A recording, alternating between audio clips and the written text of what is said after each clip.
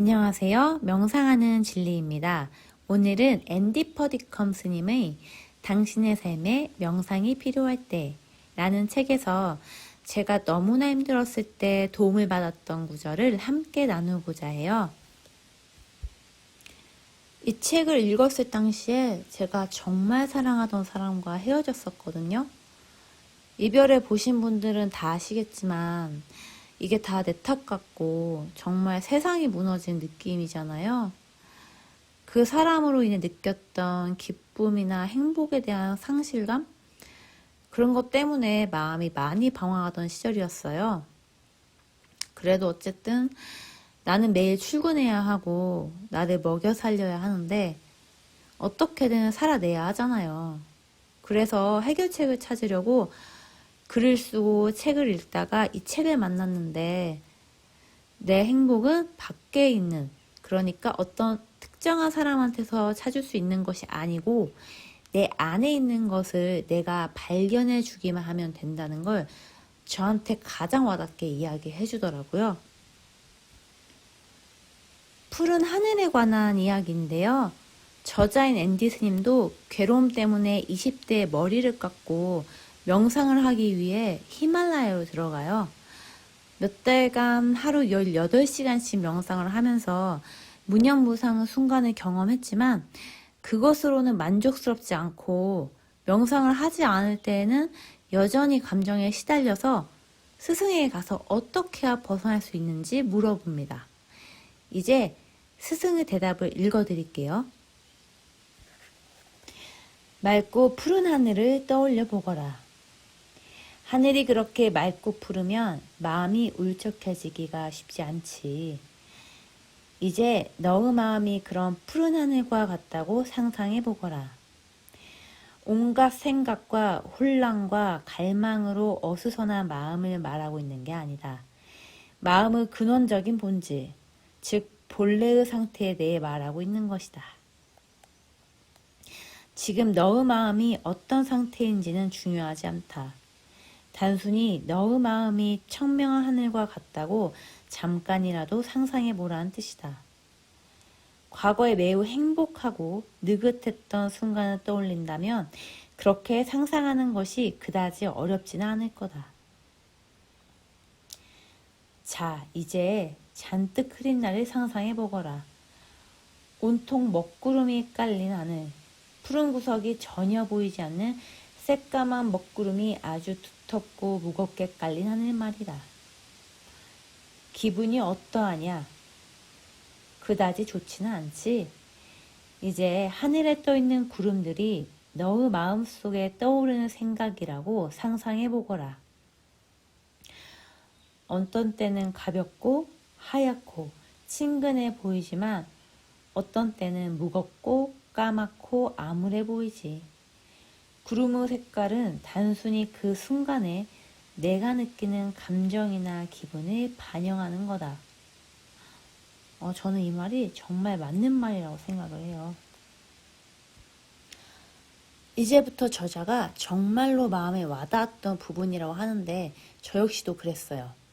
스승이 질문을 합니다. 이곳으로 오기 위해 너는 비행기를 타야 했을 것이야. 그렇지? 답을 빤히 알고 있으면서도 스승은 물었다. 나는 그렇다고 대답했다. 내가 출국하던 그날의 날씨는 어떠했느냐? 흐렸느냐? 영국은 늘 날씨가 흐립니다. 스승의 무릎에 그렇게 답하였다. 그렇다면 너는 비행기를 타고 구름 위로 올라가면 그곳에는 오직 푸른 하늘밖에 없다는 것을 알게 될 거야. 하늘에 먹구름밖에 없는 것처럼 보일 때조차 그 구름 위에는 언제나 청명한 하늘이 존재하지. 지당한 말씀이었다. 수없이 비행기를 타봐서 나 역시 그 사실을 알고 있었다. 결국 하늘은 언제나 푸르다는 이야기다. 나는 방으로 돌아와 스승께 배운 내용의 의미를 곱씹어 보았다. 하늘은 언제나 푸르다. 나는 이 말을 하나의 개념으로 이해했다. 구름은 우리의 생각이고 따라서 마음이 그 모든 잡다한 생각으로 어수선해지면 푸른 하늘은 일시적으로 흐려질 수밖에 없다. 나의 경우 마음이 수많은 생각으로 지나치게 분주했고 그래서 너무 오랫동안 푸른 하늘이 어떤 모습인지 거의 잊고 산 셈이었다. 하지만 스승의 가르침은 그게 전부가 아니었다. 보다 중요한 것은 마음의 근원적인 본질은 푸른 하늘처럼 변함이 없다는 것과 우리가 어떤 감정을 느끼든 변함이 없다는 사실이었다. 우리가 어떤 이유로든 기분이 좋지 않거나 감정이 나쁠 때 구름은 단지 더욱 짙어지고 더욱 많은 주의를 끌어들일 뿐이다. 이 가르침이 내게 그토록 중요했던 이유는 그 이전까지는 내가 언제나 그 푸른 하늘을 어떻게든 창조해야 한다고 믿고 있었기 때문이다. 내 스스로 무언가를 생기게 만들어야 한다는 막연한 느낌에 사로잡혀 있었다. 하지만 사실 우리는 그 어떤 것도 창출해낼 필요가 없다. 푸른 하늘은 언제나 그곳에, 아니 이곳에 존재한다. 이 깨달음은 내가 명상에 대해 생각했던 모든 것을 바꿔놓았다.